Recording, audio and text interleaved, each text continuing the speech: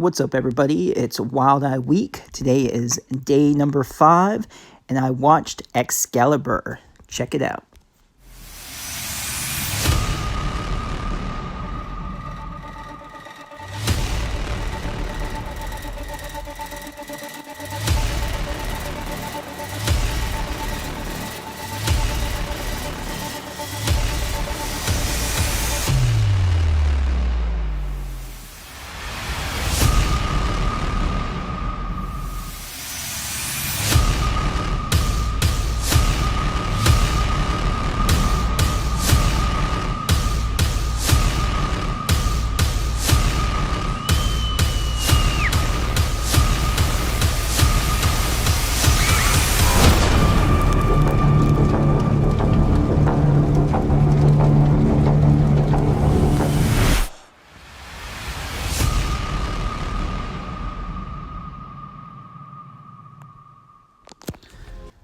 Alright, that's Axecalibur, also known as The Legend of the Mad Axeman.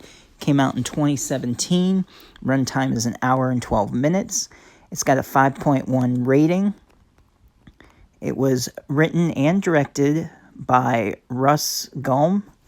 Stars Ken Arnold as FBI Agent Johnson, Lauren Bridgeland as Megan Cooper, Bethany Calder as Lily, Billy Chainsaw as Harold, Justin Courtney as Brett, Edward Fisher is Jason Hill, and he's the author that is on the trail of the Axeman.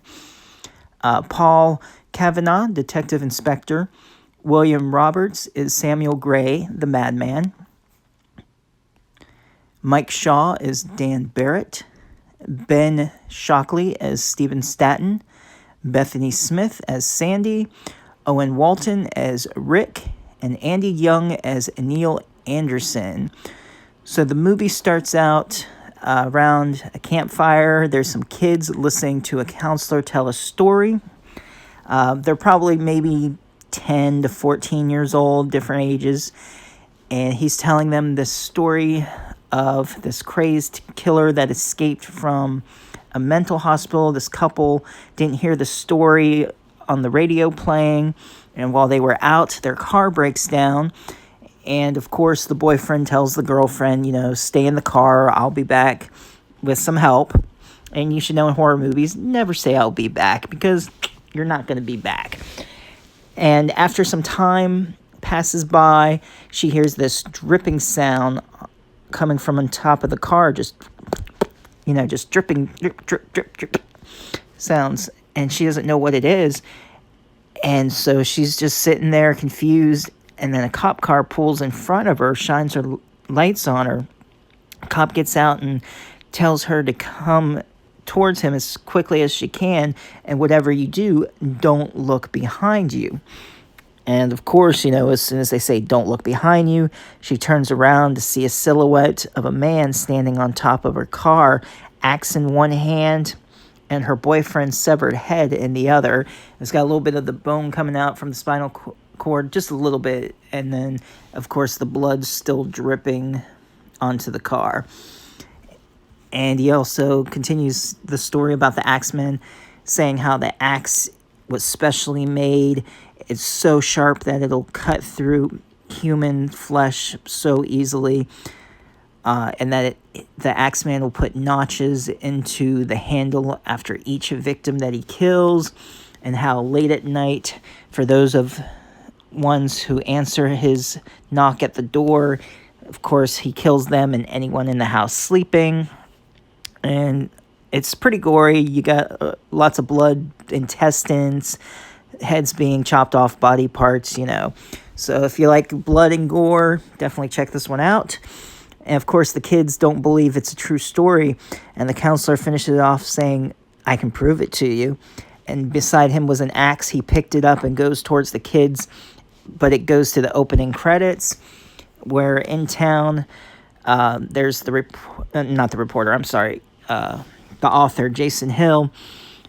And he's had something happen to his family, which we find out, and that's possibly the reason why he's after the Axeman. But he believes that this urban legend is true, and all of these murders are connected after all these years, it's still the same killer. The police don't believe him. They think he's just a crazy guy. And the story also goes around these 6 college, I guess, age. Megan, Lily, Harold. I believe it might be Megan is the one. While the author is, doing his investigation stuff, is going around in town, the axeman shows up in town, and he's looking for his axe. He ends up randomly finding it behind this store that this guy owns. When he went inside to buy an axe, it called to him. It was in this wood or stone, which you saw from the trailer when he went to pick it up. And the guy was saying that he tried getting that axe out, but it's been there for years. And of course, it being the axeman's axe, he grabs it, decapitates him. And while he's going through the town, he runs into Megan as she's going to meet her friends. He stalks her, of course. That's how he picks his victims, other than the murder that he did in the town. And Lily is a reporter who ends up going to the murder scene. One of the friends that left the meeting and wasn't sure if she was going to come to the party that night, and runs into the reporter, she's works for a reporter company that's kind of like the Weekly World News, National Enquirer, Silly Stories. And she runs into the author. I keep saying he's the reporter who's trying to hunt down the axeman. And she gets in touch with him, and he tells her everything that's going on. And she reveals that earlier in the day, her friend said that she was being stalked by some guy. And he comes to the conclusion that it's the axeman. And so they go to the party where the friends are already there. It's like this abandoned old farmhouse because, that's the best place to just meet up. And they're all telling their own scary stories. And one of them does bring up the axeman. And, of course, he ends up being there, and all hell breaks loose. And he goes on a Axecalibur. And he comes up with, little silly axe lines, which I won't really spoil if you see it.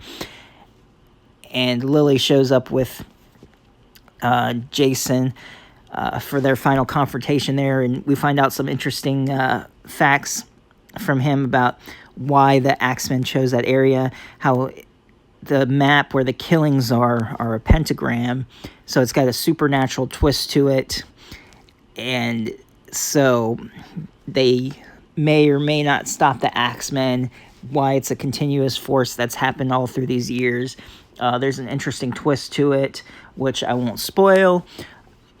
Just definitely check it out if you enjoy your Wild Eye slashers. If you've seen it, leave a comment down below and let me know what you thought about it. Enjoy the rest of Wild Eye Week. And if you're new to the channel, be sure to subscribe, hit that bell for notifications, and I'll see you next time.